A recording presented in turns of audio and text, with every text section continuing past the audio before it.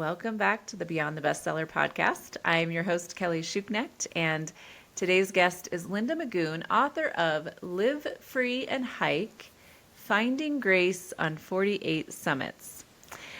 Linda, I told you right before we started recording that I am from the Leadville, Colorado area, so lots of summits around here, and I'm very curious about all of your 48 summits and what what all of those were. But let's start with you just telling us a little bit about your book and why you wrote this. Sure. Well, thank you for having me, Kelly. I appreciate it. I wrote the book to not only describe the journey of hiking 48 of New Hampshire's 4,000 footers, but I tried to write it and use it as an inspiration for others. I began this hiking journey very late in life, in my mid-50s, so I think this is the geriatric version of your podcast, but the reason why I wrote it is for several reasons. One, it was to provide inspiration for older folks to get out and enjoy the outdoors. Two, I wrote it because I started this journey late in life because I left a very unhealthy, toxic, and some would say abusive marriage. And I wanted to show others that it wasn't too late to start over, to reinvent yourself, to try something new, to feel the edges of your comfort zone. And so there's much of that in the book as well. When I was married, asking for a simple request was almost beyond reality.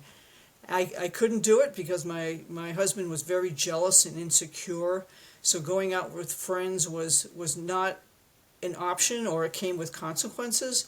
So when I started this book, it was meant to educate folks not only how to hike some of these higher summits we have here in New Hampshire, but also how to rebuild your life and start over as well.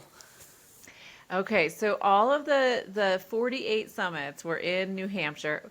Were any of them, like, what's the tallest or the highest summit that you summited that you climbed? Sure. So our mountains are not as high as yours in Colorado, Kelly, but the highest summit we have here is known for its worst weather in the world. The highest recorded wind gust by a human was on this summit. Just this past week, 20 people were rescued from the summit because the weather changes so rapidly and so severely, and that is none other than Mount Washington. Okay. So at about 6,200 feet, Mount Washington is much lower than your Colorado Rockies. Yeah. But because it is at a focal point of different weather systems, actually people that mountaineer go to Mount Washington to train. That's how severe it is. So because of the unpredictable and brutal weather, hiking especially above tree line on some of these summits can be extremely dangerous. Yeah, that's crazy. So where I live is about 9,200 feet, I think.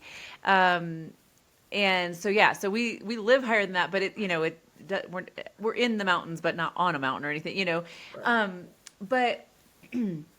But so a few years ago, I hiked Mount Elbert, which is it's a 14er, so we have lots of 14ers here in Colorado. So it's 14,000 something feet. And that was miserable. I can't imagine doing 48. So I understand they're not as high, but still. So I'm curious, with your book, do you have to summit 48 mountains or whatever we call these? In order to go through this journey that you went through? Is that a requirement? Well, no, thankfully not. But hiking these 48 4,000 footers is kind of a thing here back east. If you complete it, you're rewarded with a little patch about the size of a postage stamp and a certificate suitable for framing. So people do it in the winter, they do it in the summer. There's no statute of limitations, so it can take years if that's your thing.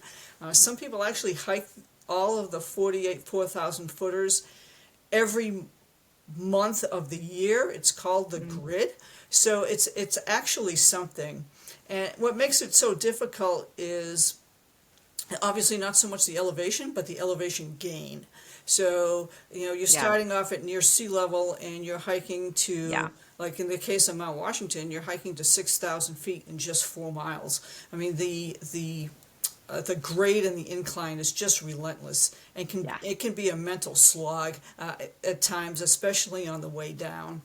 But Yeah. no, no, you don't have to hike 48 4,000 footers to Okay. gain the benefits of nature that I did, because I did this post-divorce just as I was sort of healing and finding Yeah. my freedom and trying to rediscover myself and battle depression and trauma and all of those things. But I think the point of the book is just being out in nature can be so healing, right? You don't have to slog up a mountain. Sometimes just being outside or going to a walk to your mailbox, it just makes you feel so much better in that it reduces your stress. Getting exercise is just good for your psyche. It just kind of helps you get into the moment.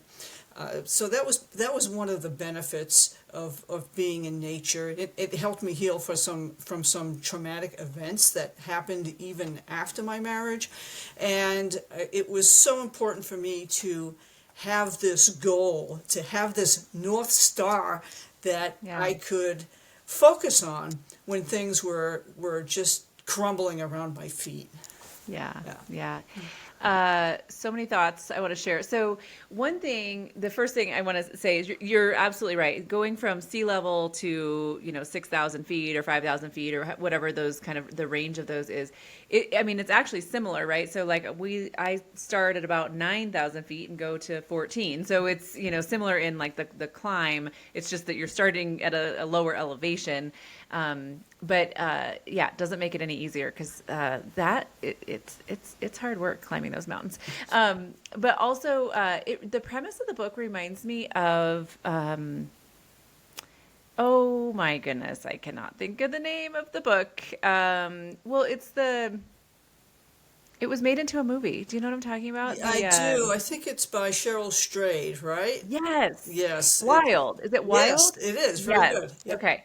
Where she, I think similarly, she's like going through a divorce, I think at the time, or had just gone through a divorce, and then it's the Appalachian Trail that she goes on. I thought it was the Pacific Crest Trail. Oh, it could be. Yeah. Yeah. Okay. It's been a few years since I don't think I actually read the book. I think I watched the movie, but anyways. But it reminds me of similar, like going through this journey.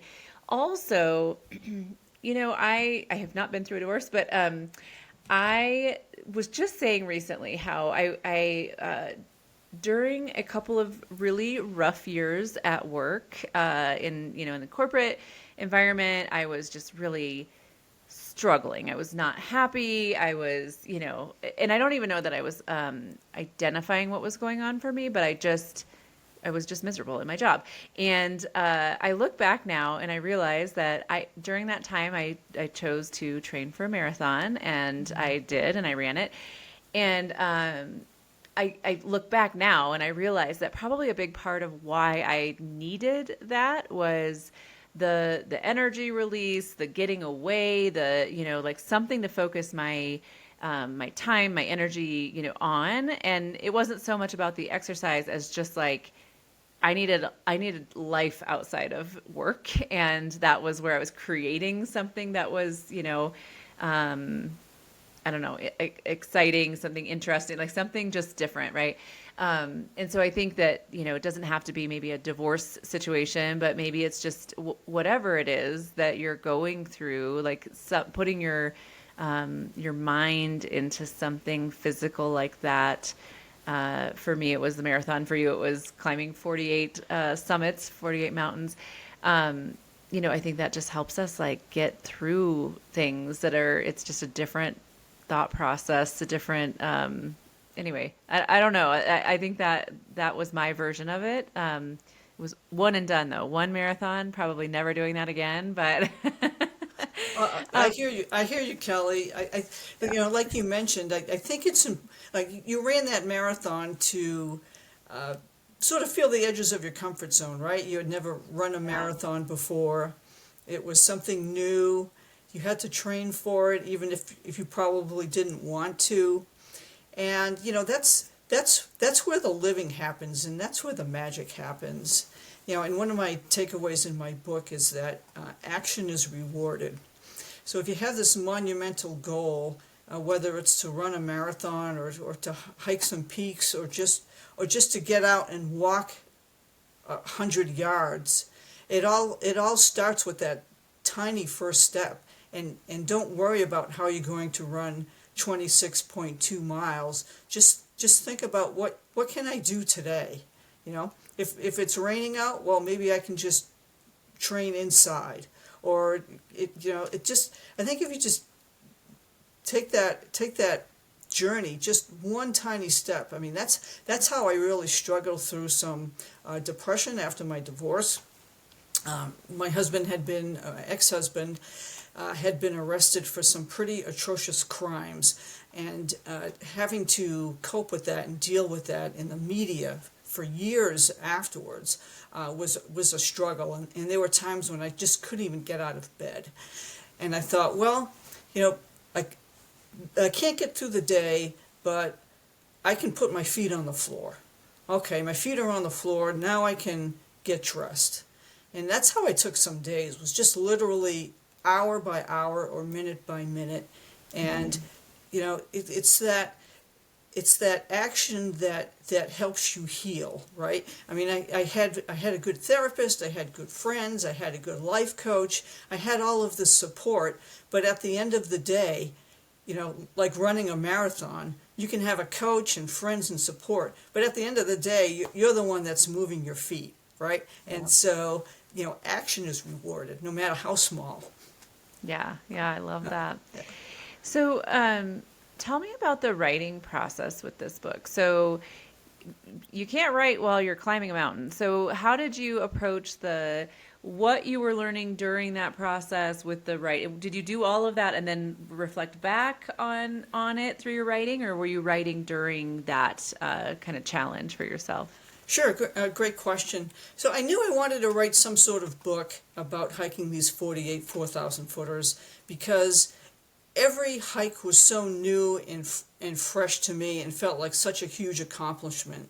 So what I would do, I would go out and hike, and then as soon as the hike was over, I would run home and just journal about it.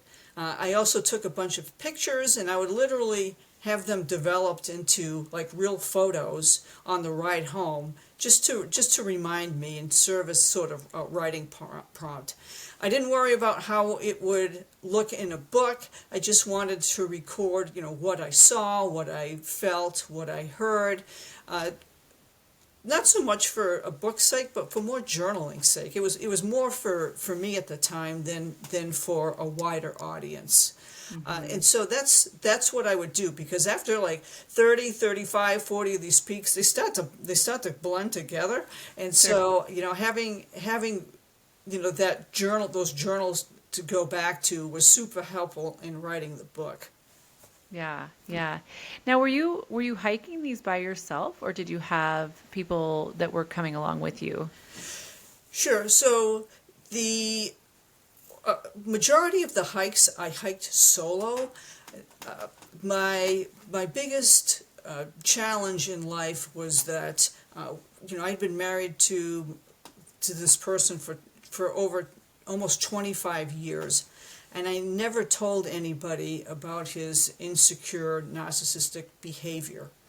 And so that kind of carried over into my hiking. It was very difficult to share that I was getting a divorce and that I was divorced with friends and family, because to me it felt like I was a failure, that there's some shame in that. I remember my grandmother saying, you made your bed, now lie in it, and you took a vow till death do you part. And so all of that really weighed on me.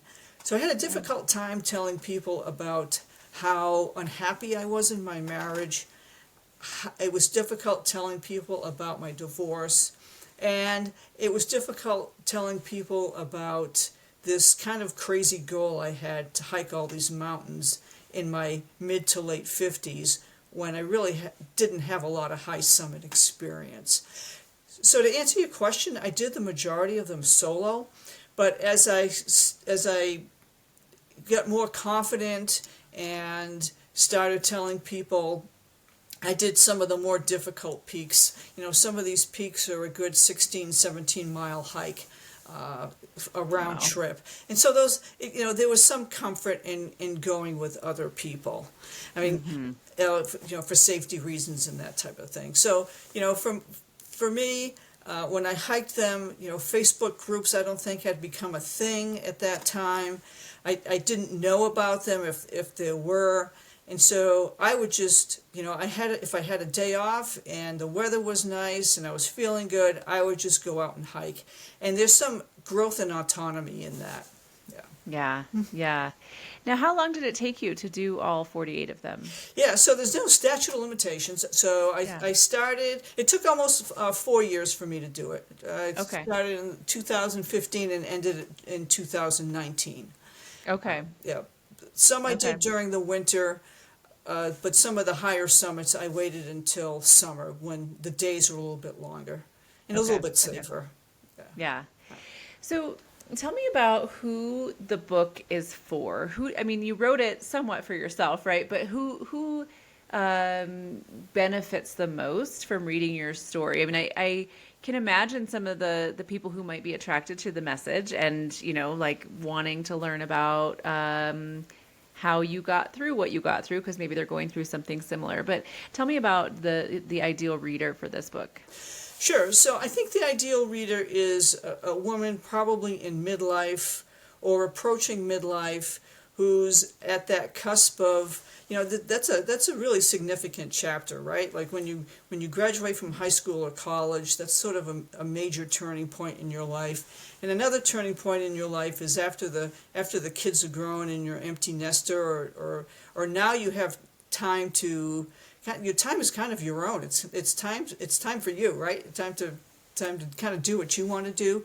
So I'm finding that women in midlife get a lot from this book, and also people that are just starting out in hiking and looking for some tips and tricks, because Yeah. I don't like to make the same mistake twice, Kelly. I like to make it 7, 8, or 9 times just to really have it sink in. Yeah. So Yeah. so readers can learn from my mistakes, because I stumble and bumble through the first chapters. I wear the wrong clothes. I bring the wrong gear. I get lost. I get my pants blown off. So, luckily I managed to survive despite all of this. But Yeah. yeah, beginning hikers tend to gravitate towards it as well, just to Yeah. pick up some tips. Yeah.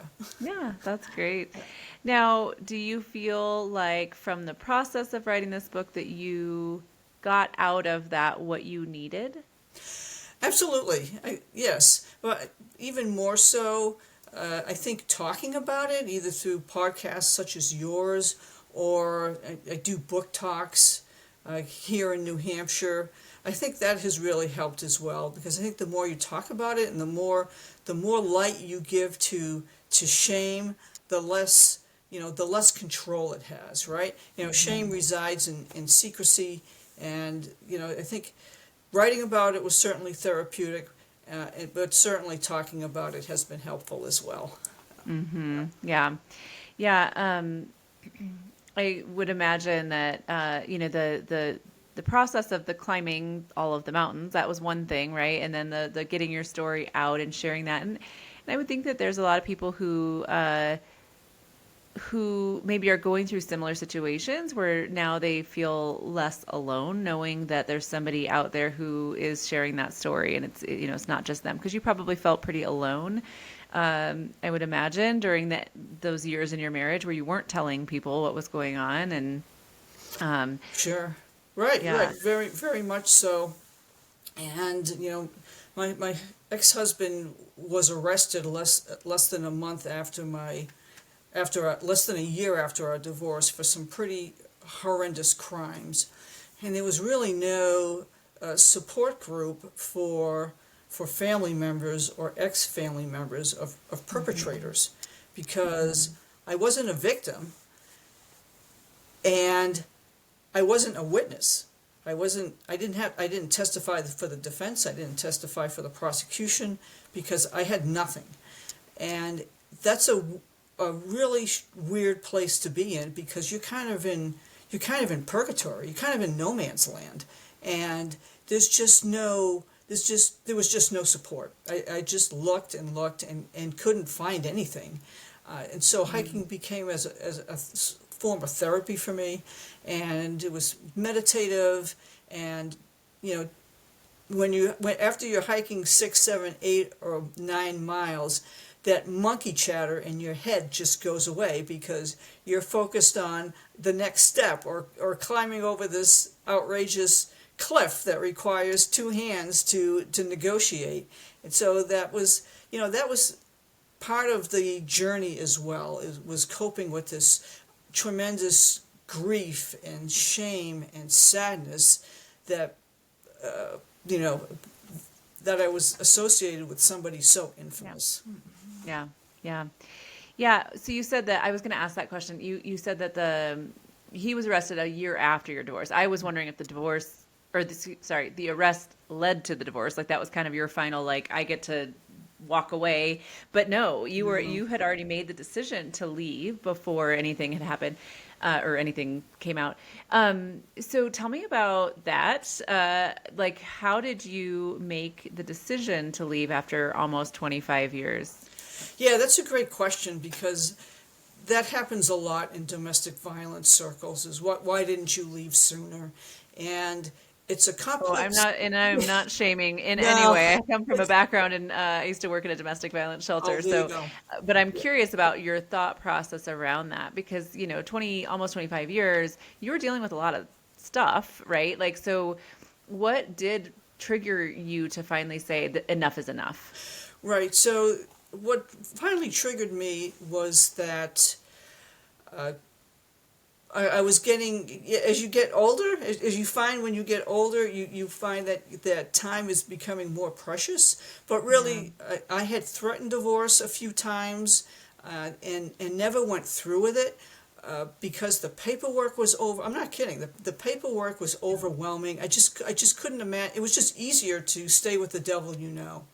Yeah. And so what finally led to that, what I call the tipping point, is we had a little Cocker Spaniel who was aging, and like most older women had to go to the bathroom several times a night, and in a sleep deprived state, I asked my ex-husband if he would take her out, and I was met with this vulgar, raging tirade that even I knew I deserved better than that. And so that's what led to me to tell him, that's it, I'm filing for divorce.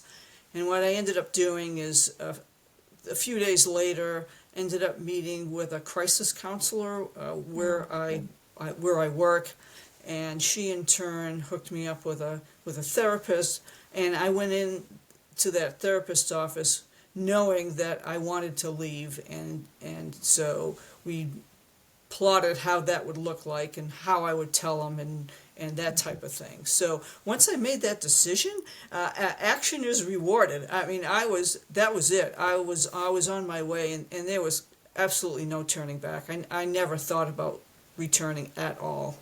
Yeah.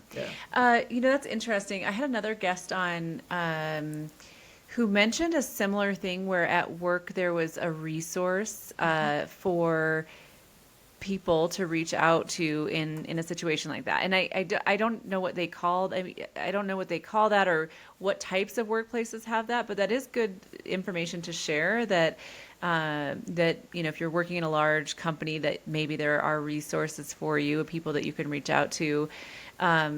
Like I said, I used to work in a domestic violence shelter at the very, very beginning of my career for a few years. And there are resources like that if it's, something where you need to find shelter.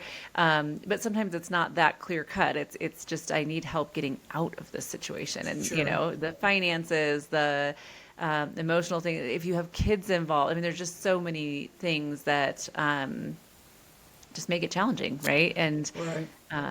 And like you said, you know,